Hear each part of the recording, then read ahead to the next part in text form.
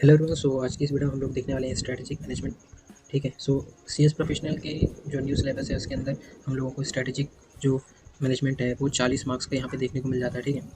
सो हम लोग यहाँ पे जो चैप्टर 1 है उसको स्टार्ट करने वाले हैं और एम करेंगे कि ये चैप्टर हम लोग जल्द से जल्द इसको जो है कंप्लीट कर लें। ठीक है। सो यहाँ पे हम लोगों को जो बेसिक से कॉन्सेप्ट्स हैं वो देखने को मिल जाते हैं स्ट्रैटेजिक मैनेजमेंट के। यहाँ पे CSR से रिलेटेड है, फिर उसके बाद कॉर्पोरेट गवर्नेंस देखने को मिल जाएगा एंड उसके बाद 4 phases involve in the strategic management और स्ट्रेटेजिक मैनेजमेंट का जो कॉन्सेप्ट है वो देखने को मिल जाएगा। ठीक है। सो हम लोग यही जो है मेन यहाँ पे टॉपिक्स हम लोगों को देखने को मिलेंगे। सो हम लोग स्टार्ट कर देते हैं। सबसे पहले यहाँ पे स्ट्रेटेजिक मैनेजमेंट का हम लोगों को मीनिंग दिया हुआ है। Strategic management is a discipline that deals with the long term development of an organization with a clear cut vision and vision about organizational purpose, scope of activity and objectives. So strategic management एक ऐसा discipline है जिससे हम अपने organisation के purpose और scope को जो है क्लियर कट देख सकते हैं कि किस तरीके से हमको ऑर्गेनाइजेशन को रन करके लेके जाना है। और यहाँ पे ये जो 4 डेफिनेशन दी हुई हैं, ठीक है। सो इनको आप याद कर सकते हो अगर आपके कोई से भी क्वेश्चन आता है स्ट्रेटेजिक मैनेजमेंट से रिलेटेड या फिर इसका कॉन्सेप्ट या फिर मीनिंग बताने के लिए। सो आप ये जो यहाँ पे हम लोगों को डेफिनेशंस दी गई हैं, इन डेफिनेशंस को आपको एज इट इज़ कोट कर देना है। ठीक है। सो यहाँ से आप कौन सा भी जो डेफिनेशन है उसको आप करके जा सकते हो, या फिर ऐसा भी हो सकता है कि कोई पर्टिकुलर डेफिनेशन के बारे में पूछ के हम लोग को क्वेश्चन आ सकता है। जैसे अगर ये इस तरीके का डेफिनेशन है तो उसमें 2 से 3 मार्क्स का क्वेश्चन आ सकता है। ठीक है।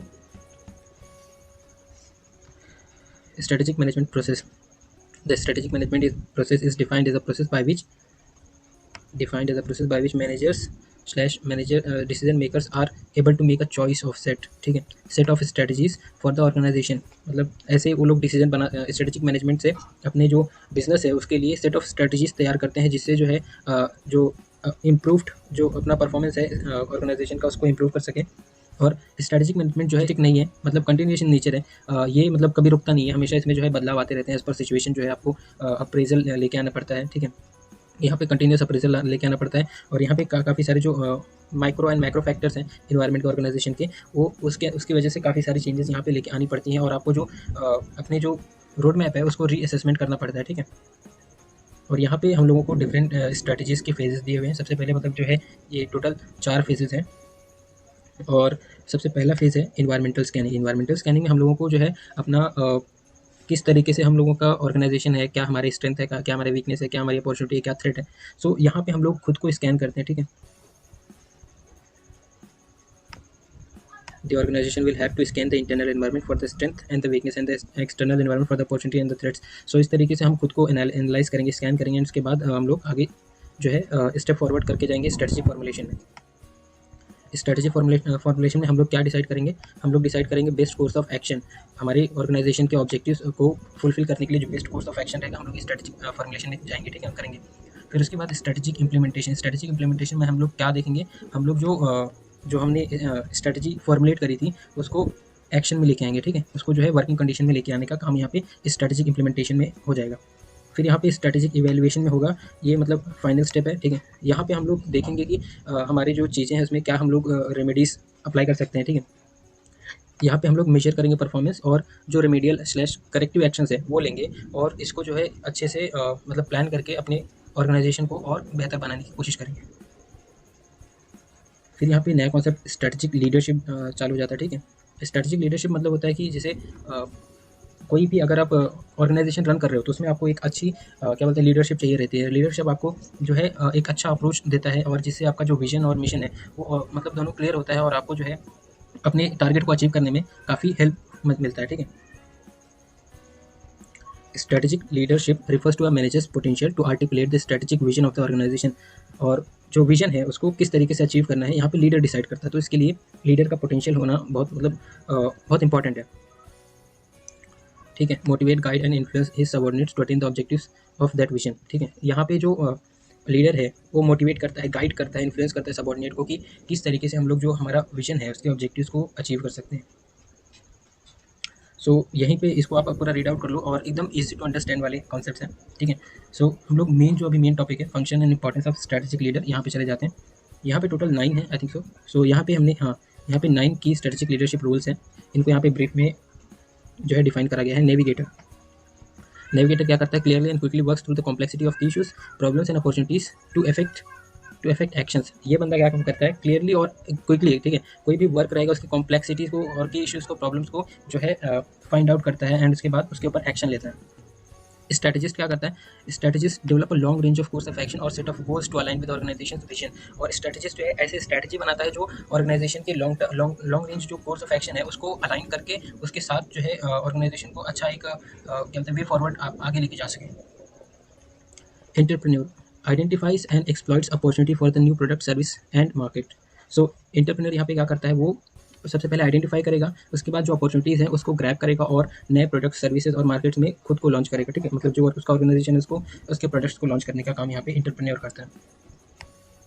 मोबिलाइजर क्या करता है, proactively builds and aligns stake holders capabilities and resources for getting things done quickly and achieving complex objectives. So mobilizer क्या करता है, मतलब आपने एक सुना होगा, right people right at right place at right time. So यहाँ पे काम जो है मोबिलाइजर का है। Talent advocate attracts and develops and retains talent to ensure that people with the right skills and the motivations to meet business needs are in the right time at right place at the right time.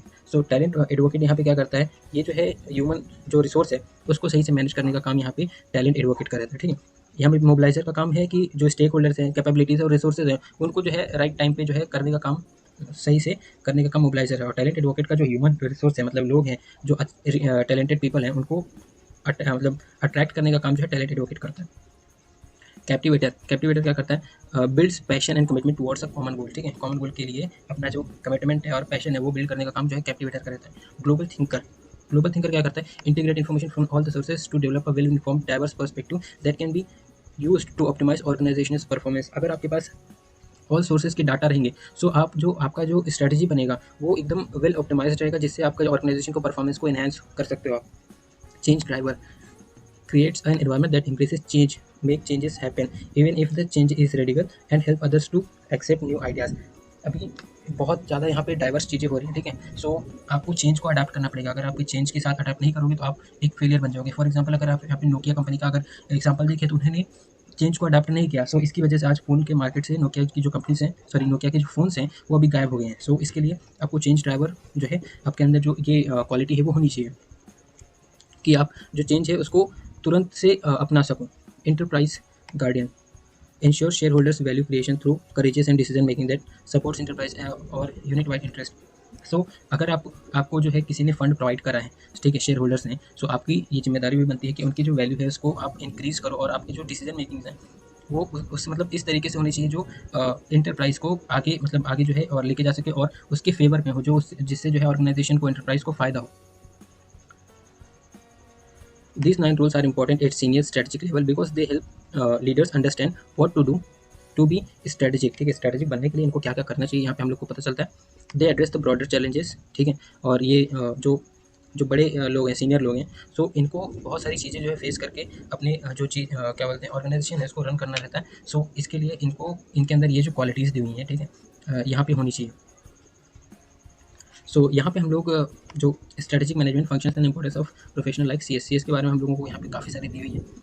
सो ये सब read out वाली जो चीज़ें हैं आपको सीधा पढ़ देना है। यहाँ पे हम लोगों को CS के बारे में बताया गया है, ठीक है, CS क्या काम करता है, कैसे हेल्प करता है, क्या इनका जो कोर वर्क है। सो यहाँ पे काफ़ी सारी चीज़ें हैं और CS कैसे एक स्ट्रेटेजिस्ट है यहाँ पे हम लोग को ऐसा बताया गया है। सो यहाँ पे हम लोग आ जाते हैं brief discussion on the some rules as to be followed, मतलब जो CS क्या काम करता है। यहाँ पे हम लोग मेन जो पॉइंट इस पे आ गए। सबसे पहले एडवाइजरी कमेटी, जो बोर्ड ऑफ डायरेक्टर्स है उनको जो है एक अच्छी एडवाइस देते हैं, जिससे जो है मतलब वेल इन्फॉर्म्ड डिसीजन जो है वो बोर्ड ऑफ डायरेक्टर्स या फिर मैनेजर या फिर CEO जो भी है वो ले सकें। इसके लिए एडवाइजरी का काम यहाँ पे CS करते हैं। फिर कम्युनिकेशन विद स्टेक होल्डर्स के साथ कम्युनिकेट करता है एंड उनके जो ग्रीवेंसेज हैं वो रिजॉल्व करने का काम करता है। और एक जो है लिंक है मतलब जो हायर मैनेजमेंट है और स्टेक होल्डर्स उनके बीच में लिंक का काम जो है CS करता है।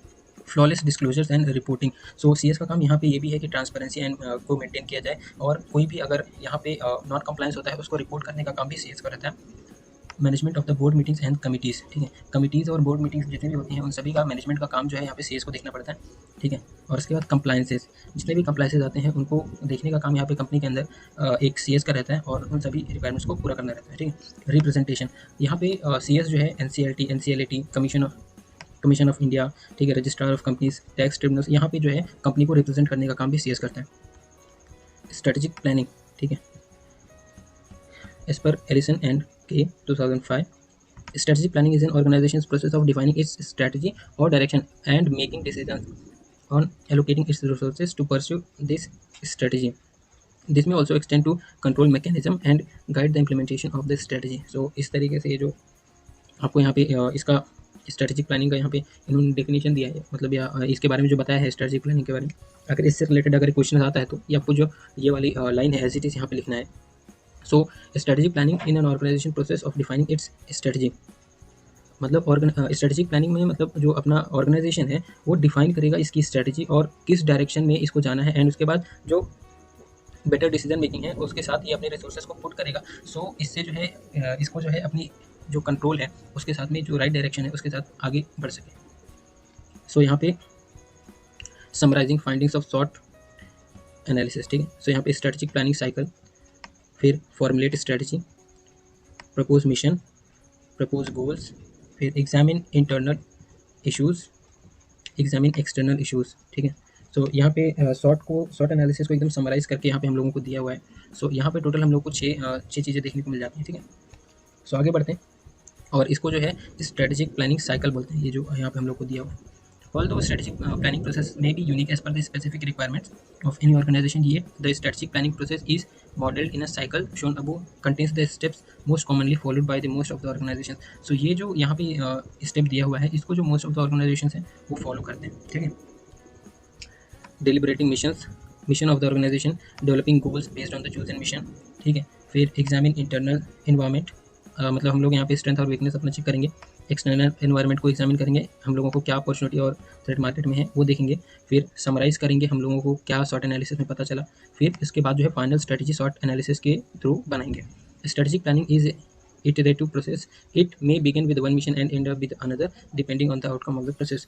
So ये जो है मतलब इस प्रोसेस में हम लोग एक मिशन के साथ एंड अप करेंगे एंड दूसरे के साथ यहाँ पे वापस चालू हो जाएगा। जो हमारा आउटकम आता है उसके ऊपर ये जो है पूरा बेस्ड रहता है। So benefits of strategic planning हम देख लेते हैं यहाँ पे।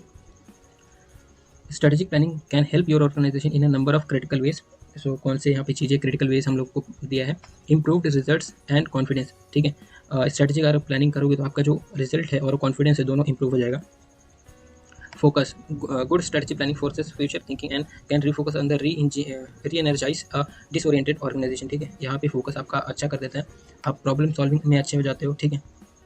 टीम वर्क डेवलप कर देता है जिससे आप अच्छी जो चीज़ें हैं उसमें वर्कआउट कर सकते हो, काम कर सकते हो। अपना कम्युनिकेशन जो है आपका अच्छा कर देता है जिससे आपके कंट्रीब्यूशन जो है ओवरऑल जो प्लान है उसको अच्छे से आप एग्जीक्यूट कर सकते हो। और यहाँ पे आपको ग्रेटर कंट्रोल जो है स्ट्रेटेजिक प्लानिंग प्रोवाइड करता है। Limitations of strategic planning, so cost can overweight benefits. सो आपने इस तरीके का स्ट्रेटेजिक प्लानिंग बना दिया जिसमें आपका नुकसान ज़्यादा हो रहा है, ठीक है, मतलब आपका खर्चा ज़्यादा हो गया और उससे आउटकम उतना नहीं आ रहा है। सो यहाँ पे एक नेगेटिव पॉइंट है। फिर उसके बाद सेकंड यहाँ पे डेवलपमेंट ऑफ पुअर प्लान, आपने जो प्लान बनाया वही पुअर है, मतलब वही ख़राब प्लान बना दिया तो उससे जो है ऑर्गेनाइजेशन को मतलब नुकसान हो सकता है, ठीक है। इम्प्लीमेंटेशन, अगर आपने प्लान बना तो लिया, ठीक है, इसको अगर प्रॉपरली इम्प्लीमेंट नहीं किया सो जो पूरा प्लान है वो पूरा का पूरा प्लान यहाँ पे ख़राब हो जाएगा। सो इसके लिए यहाँ पे हम लोगों को 3 लिमिटेशंस ऑफ स्ट्रेटेजिक प्लानिंग देखने को मिल जाते हैं। इसके बाद के जितने भी कॉन्सेप्ट्स हैं नेक्स्ट वीडियो में पूरी तरीके से सही से एक्सप्लेन कर दूंगा। ये वीडियो को इसी पे एंड करते हैं और मिलते हैं अगले वीडियो में। Bye bye, have a great day, take care.